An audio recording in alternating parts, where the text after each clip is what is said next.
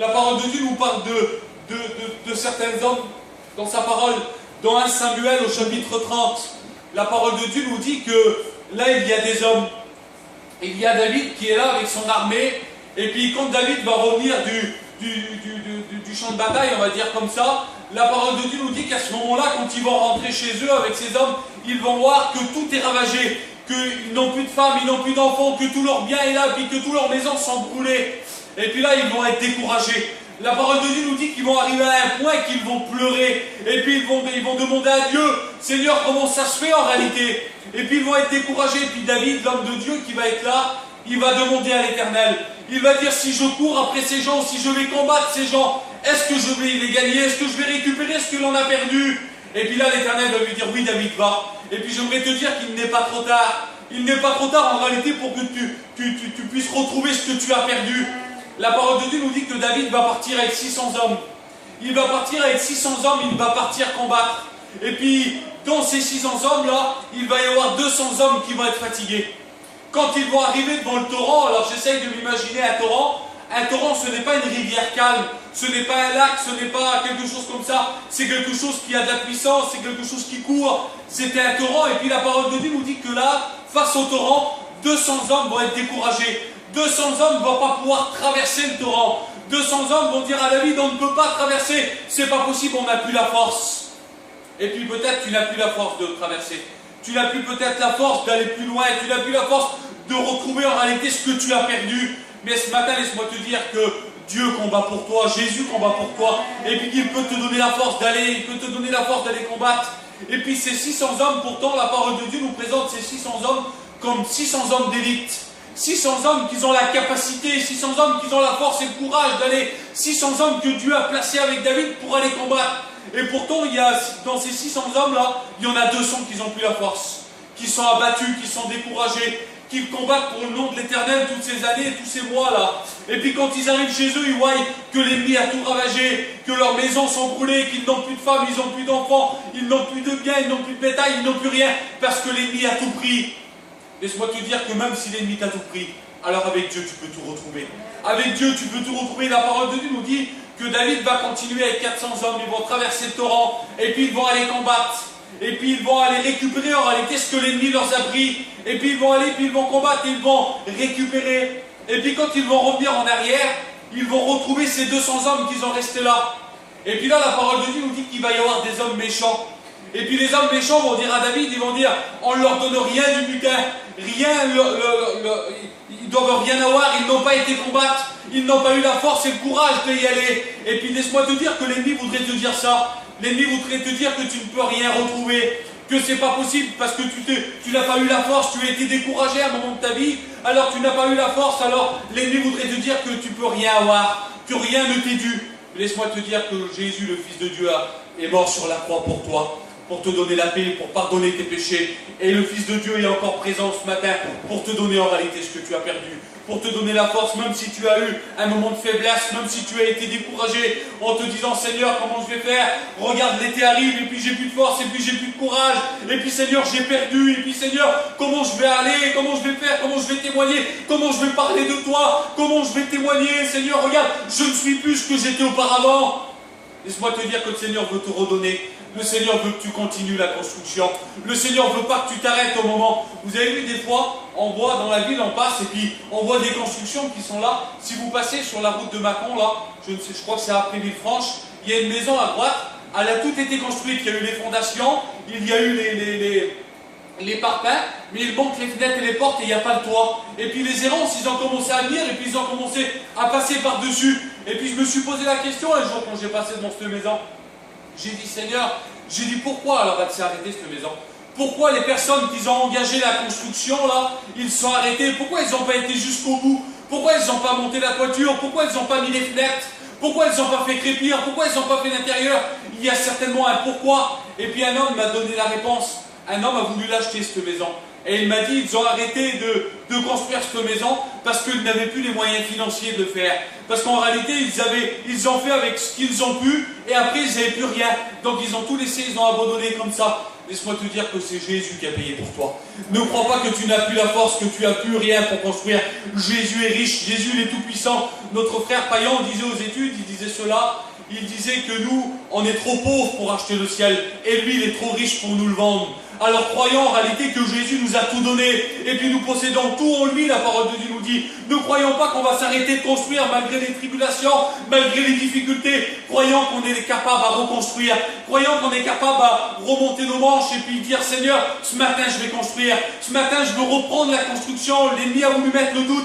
L'ennemi a détruit, l'ennemi a ravagé. Mais Seigneur, ce matin, je vais construire. Ce matin, je vais construire. Et puis, je ne vais pas construire avec du bois, ni de la paille pour que l'ennemi puisse venir consumer par le feu. Non, je vais construire avec quelque chose qui est dur, quelque chose qui est précieux. Seigneur, je vais construire avec mon cœur. Parce que mon cœur, il est précieux à tes yeux. Gloire à Dieu. Voilà ce qu'il faut faire. Et puis, ces 200 hommes-là, ils étaient là. Et puis, les hommes méchants ont dit non, rien leur vient de droit. Ils n'ont pas été combattre. Mais David, qui était un homme de Dieu, David, l'homme selon le cœur de Dieu, a dit non, ils étaient fatigués, mais ça fait rien. Nous, on va leur donner ce qu'il leur doit. On va leur donner leur part du butin. On va leur redonner leurs femmes, leurs enfants. On va tout leur redonner ce qu'il leur doit. Parce que l'homme de Dieu était là. Croyons que Dieu vous donne. Croyons que Dieu est capable de tout vous redonner ce matin. Tout dans les moindres détails. Alors moi, j'ai mis cela. Qu'il ne faut pas perdre de temps. Nos forces se renouvellent pendant la marche. Si on n'a plus de force, alors continuons quand même à construire. Nos forces se renouvellent pendant la construction, pendant la marche, la parole de Dieu nous dit. Et moi, entre parenthèses, j'ai mis pendant la construction. Et puis j'ai mis, il est temps de reprendre la construction. Mais pas n'importe comment, avec les dimensions que Dieu veut que l'on fasse. Et puis j'ai pris cet exemple, j'ai dit Seigneur, j'ai dit Noé a construit l'arche. Dieu a parlé à Noé, vous connaissez tous l'histoire, et puis il a dit Noé, tu vas construire une arche. Et puis, quand il a construit cette arche, il ne l'a pas fait n'importe comment. Il n'a pas fait comme Noé le voulait. Noé avait peut-être une image dans sa tête de l'arche, mais Dieu lui a donné des dimensions. Dieu lui a donné des portes, lui a donné tout à faire. Dieu a choisi le bois, Dieu a tout choisi dans le moindre détail. Alors j'ai dit, Seigneur, Noé aurait pu désobéir. Dieu a donné des métrages pour construire l'arche. Alors Noé aurait pu prendre 1 mètre de moins, mais ça n'aurait pas été sans la direction de Dieu.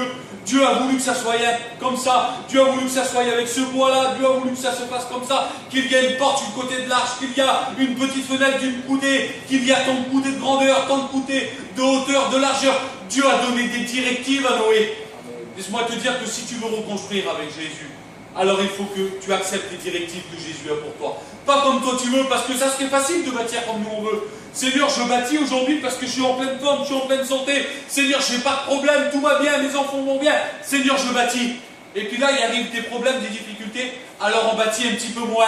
Et puis on le fait un peu comme on l'en veut, parce que c'est notre désir à nous, et puis ça va comme ça. Noé aurait pu faire comme il voulait, non. Noé a construit selon la direction de Dieu, selon les directives que Dieu lui a données. Noé a fait comme Dieu le voulait, et l'arche a réussi. L'arche, quand l'eau est arrivée, quand les écluses des cieux sont ouvertes, et puis que l'eau a jailli de la terre, l'arche a flotté, l'arche a emmené Noé jusqu'à la vie. Gloire à Dieu. Croyons que si on construit comme Dieu veut, si on construit notre maison, si on construit notre foyer avec ce que Dieu veut, avec les dimensions que Dieu veut pour nous, peut-être que Dieu a donné à construire à mon oncle Didi là une maison immense. Et peut-être qu'à moi, Dieu m'a donné à construire une petite maison, je ne sais pas, la maison des 7 nains, on va dire.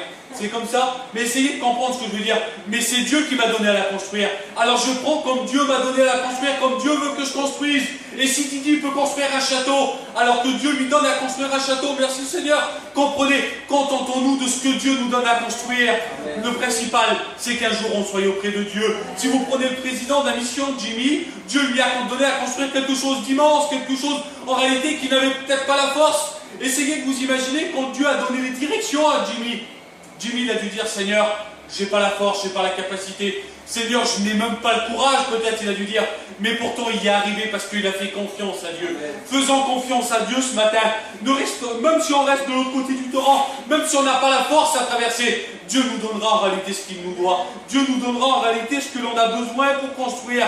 Nous donnera ce que l'on a perdu ce matin. On a perdu beaucoup de choses. On a perdu du temps peut-être à aller construire autre chose ailleurs, mais construisons la construction de Dieu pour notre vie. Construisons ce que Dieu veut. Noé a construit l'arche. Puis j'ai essayé de me dire, Noé, je crois qu'il a mis presque 70 ans pour construire l'arche. Pendant ces 70 ans, vous croyez que ça a été facile pour Noé? Vous croyez que Noé, tous les jours, il se levait le matin, il y avait des petits oiseaux qui chantaient, et puis tout allait bien, et puis sa famille l'aidait, puis tout le monde l'aidait. Pour Noé, c'était pas si comme ça. Noé, ça devait être plus difficile. Noé, quand il devait se lever, il y a des matins, ça devait être facile, il devait construire, tout était bien, mais il y a des matins, il devait être découragé. Il y a des matins, l'ennemi devait être là, puis il devait dire, ça sert à rien ce que tu fais. Tu construis une arche en plus sur une montagne, et puis tu es là, et puis il n'a jamais tombé d'eau, et puis ça sert à quoi ce que tu fais? Tu vois bien que tu es un fou, tu vois bien que tu écoutes des rois, et puis certainement que ça devait être comme ça, certainement qu'il y avait des moments que l'ennemi devait l'accabler, et puis regarde ce que tu fais, ça sert à rien, et puis de toute façon tu es le prédicateur de la justice, mais personne t'écoute. Certainement qu'il devait être découragé dans sa construction. Mais merci Seigneur, il a construit jusqu'au bout, parce qu'il a fait confiance à Dieu. Et laissez-moi vous dire que quand on fait confiance à Dieu, alors notre construction réussit. Construisons, mes frères et sœurs, n'arrêtons pas de construire, n'arrêtons pas de construire sur le fondement qui est Jésus. Construisons, même si l'ennemi vient et puis il renverse quelques pierres, continuons quand même à construire. Construisons tous les jours de notre vie, même si on est fatigué, construisons. La parole de Dieu nous dit que l'homme de Dieu, Néhémie, quand il a voulu reconstruire les murailles de Jérusalem, la parole de Dieu nous dit qu'il construisait d'une main et puis il combattait de l'autre. Essayez de vous imaginer, il combattait d'une main et puis il construisait de l'autre. L'ennemi, le roi qui était là, ne voulait pas, lui, il voulait en réalité le détruire, il ne voulait pas que les murailles se refassent.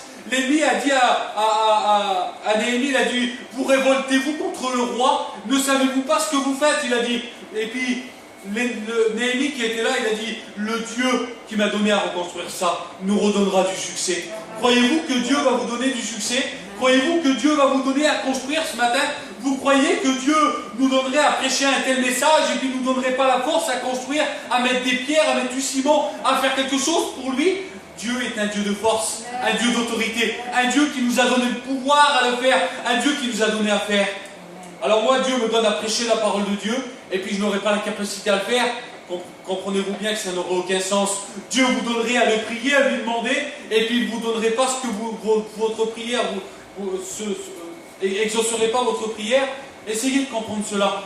La parole de Dieu nous dit que tout ce qu'on lui demande avec la foi, alors croyons qu'on l'a reçu parce que c'est exaucé, gloire à Dieu. Croyons-le ce matin, croyons que Dieu nous donne la force et l'autorité de construire, croyons que Dieu nous donne le courage de le faire. Même si on n'a plus de courage ce matin, faisons-le pour Dieu. Il nous donnera la force, il nous donnera le courage. Des fois, on pourrait se décourager. Moi, cet hiver, plusieurs fois, j'ai été découragé. Je suis à Chalon, là-bas, dans une petite œuvre, et puis il y a des fois, il n'y a personne à la réunion, et puis je suis là, et puis quand je repars de la réunion, je suis tout triste. Mais le Seigneur parle à mon cœur et me dit, c'est pas fait en vain. Tu es présent, je t'ai choisi pour être ici, alors ça va se faire, l'œuvre de Dieu continue. Et puis il y a des fois, j'aurais pu fermer ma Bible. Il y a des fois, j'aurais pu dire, Seigneur, j'annule la réunion parce qu'il n'y a personne. Non, je prêchais quand même la parole de Dieu parce que c'est pour Dieu qu'on le fait. On construit, mes frères et sœurs, que ça soit d'une manière ou d'une autre. Si un frère place les chaises, alors il construit aussi. Si un frère témoigne, alors il construit. Si une sœur, je ne sais pas, fout un coup de balai, elle construit pour l'œuvre de Dieu. Elle construit sa vie sur l'œuvre de Dieu. Comprenez cela, quoi que l'on fasse. Tous les jours, on le construit pour le Seigneur. Tous les jours, on fait quelque chose tant que c'est fait pour Dieu. Il y a des fois, on peut être découragé. Il y a des fois, on peut se dire que ça ne sert à rien. Mais ça, c'est la voie de l'ennemi. Et l'ennemi, on peut le chasser au nom de Jésus. Gloire à Dieu. Essayez de prendre cette petite fille de Naaman, là. La petite fille qui se trouve dans le foyer de Naaman. J'ai marqué cela. J'ai marqué l'histoire de Naaman, mais j'ai mis la petite fille entre parenthèses. Je ne voudrais pas vous parler de Naaman, mais je voudrais parler de la petite fille. Une petite qui venait du pays d'Israël, là-bas. Une petite fille qui venait, une petite chrétienne. On la prend comme ça, comme une petite chrétienne. Et puis j'essayais de m'imaginer ce matin, j'étais levé de bonheur, et puis je disais cette histoire.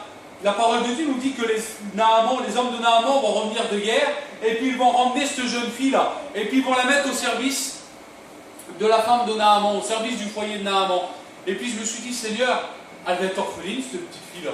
On va la prendre du foyer de ses parents, là, et puis on va l'emmener vers un chef de guerre, vers quelqu'un en réalité qui doit être impressionnant, vers une personne qui a tué, qui a donné la mort, une petite fille qui est là, c'est comme si on prenait un de mes enfants en moi, et puis qu'on me l'enlevait, puis qu'on l'emmenait ailleurs, là-bas. C'était comme ça. Et puis, je me suis dit, Seigneur, cette petite fille-là, elle est dans l'épreuve terrible, mais malgré son épreuve, malgré sa difficulté, malgré qu'elle est loin de sa famille, loin de ses parents, loin de ses oncles, loin de ses tantes, loin de tout ça, loin de tout ce qui l'entourait, elle a toujours Jésus dans le cœur. Vous savez pourquoi? Parce qu'elle a l'amour de Dieu, elle témoigne.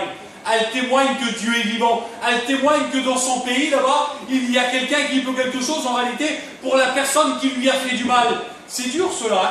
C'est dur de témoigner à quelqu'un qui nous fait du mal. Mais la parole de Dieu nous dit d'aimer nos ennemis.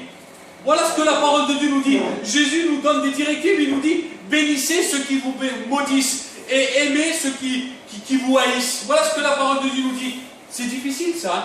Voilà ce que Dieu demande, voilà les directives que Dieu nous donne. Voilà ce que Dieu veut pour notre vie. C'est difficile quand même, hein. C'est pas facile. Moi, quelqu'un qui vient et qui fait du mal à mes enfants, qui fait du mal à mon foyer, le Seigneur me dit qu'il faut que je l'aime. Le Seigneur me dit qu'il faut que j'y témoigne. Le Seigneur me dit qu'il faut que je lui dise que Dieu est vivant. Essayez de comprendre, c'est difficile. Mais si je fais confiance à Dieu, ça sera facile.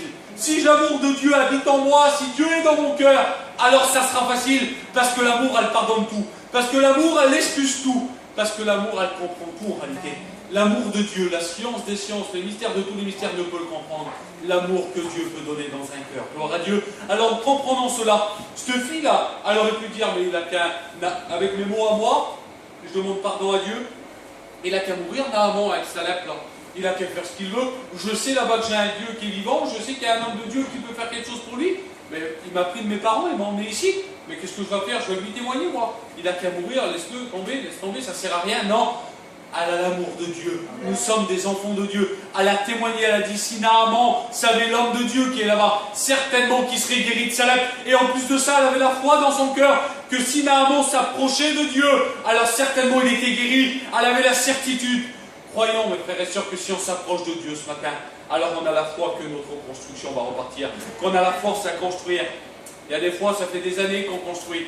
Il y a des fois, ça fait quelques mois, quelques temps, je ne sais pas. Moi, ça fait 12 ans que j'ai commencé à construire ma vie sur le Seigneur. Ben, laissez-moi vous dire que j'ai eu des moments que j'ai voulu arrêter, mais le Seigneur a toujours été là avec une bonne parole. En se servant d'un frère, d'une sœur, en se servant de la parole de Dieu, cherchons que Dieu nous parle, cherchons la face de Dieu jusqu'à ce qu'il revienne, cherchons l'Éternel ce matin, parce que c'est lui qui nous donne la force et le courage de construire, c'est lui qui nous donne à faire. Gloire à Dieu. La parole de Dieu nous dit dans Esdras 3, verset 1, ils rebâtirent l'autel sur les fondements. Gloire à Dieu. Et moi j'ai mis fondement, j'ai mis communion. Ils rebâtirent l'autel sur le fondement. Voilà ce que la parole de Dieu nous dit. Il faut rebâtir sur le fondement qui est Jésus-Christ. Il ne faut pas rebâtir ailleurs. Il ne faut pas dire que là-bas c'est meilleur pour nous. Non, c'est Jésus le fondement. C'est lui qui est en réalité le vrai rocher de notre vie. Si on construit sur le fondement qui est Jésus-Christ, alors notre construction va réussir. Chez nous, là-bas dans la Bresse, j'ai cette petite pensée qui vient à la tête.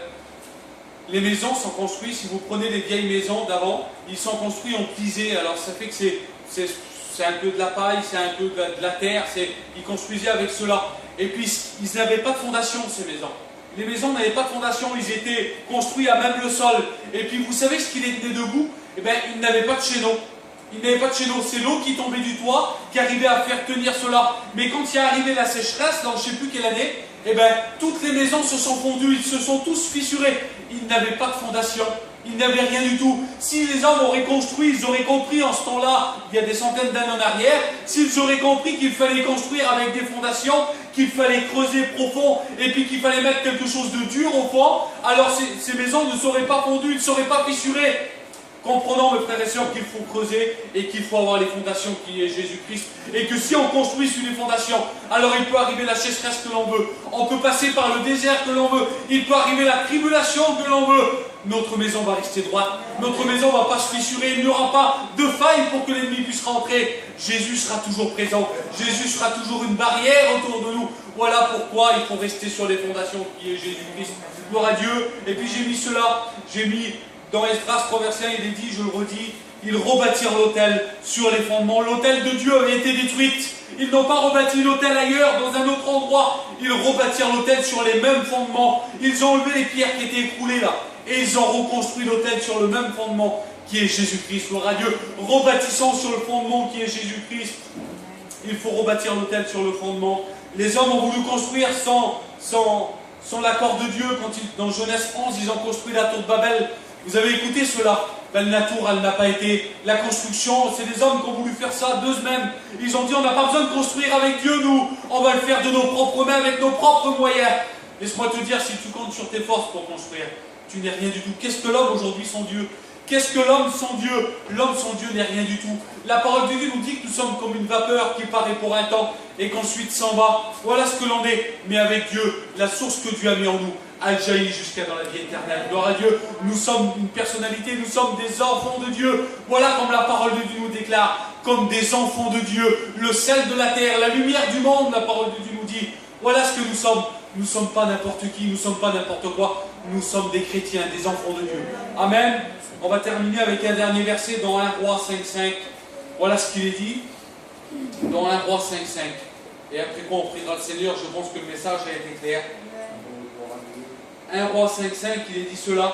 Voici, j'ai l'intention de bâtir une maison au nom de l'Éternel, mon Dieu. Gloire à Dieu. Et puis le verset, il est dit cela. Si on a cette intention-là, dans 1 Roi 8 au verset 18, il est dit cela. 1 Roi 8 au verset 18, il est dit cela. Et l'Éternel dit à David, mon père, puisque tu as eu l'intention de bâtir une maison en mon nom, tu as bien fait d'avoir eu cette intention. Gloire à Dieu. Si on a l'intention de bâtir une maison au nom de l'Éternel, alors l'Éternel nous dit qu'on a bien fait d'avoir eu cette intention, parce qu'avec l'Éternel, alors on ira loin. Avec l'Éternel, on sera avec lui dans son ciel de gloire jusqu'à ce qu'il revienne nous chercher. Gloire à Dieu. On prie le Seigneur, mes frères et sœurs, et on demande à Dieu qu'on continue à construire, qu'on a des forces pour aller plus loin. Nous voulons te louer, Seigneur, te rendre gloire et grâce. Te dire merci pour ta parole qui est annoncée, Seigneur. Ta parole peut-être mal dit, peut-être mal exprimée, mais ta parole nous dit qu'elle revient jamais à toi sans faire l'effet dans les cœurs. Seigneur mon Dieu, donne-moi à construire, donne-moi à combattre. Donne-moi, Seigneur, à bâtir ma vie davantage sur toi. Donne-moi, Seigneur, à avoir de la force, du courage et de l'honneur à le faire. Donne-moi à construire avec quelque chose de précieux, Seigneur. Quelque chose qui t'appartient, quelque chose qui est à toi. Prends ma vie, Seigneur, elle est à toi. Faisons ce que t'en veux, Seigneur. Dirige-moi comme tu le veux. Même si l'ennemi voudrait détruire, Seigneur. Mais, Seigneur, mon Dieu, nous sommes avec toi. Et nous combattons pour toi, Seigneur. Et nous construisons pour toi. Nous voulons construire notre maison afin que tu puisses habiter à l'intérieur, Seigneur. Afin que tu puisses venir faire ta demeure, Jésus. Je te dis merci, mon Maître. Amen. Priez le Seigneur. Amen. Alléluia.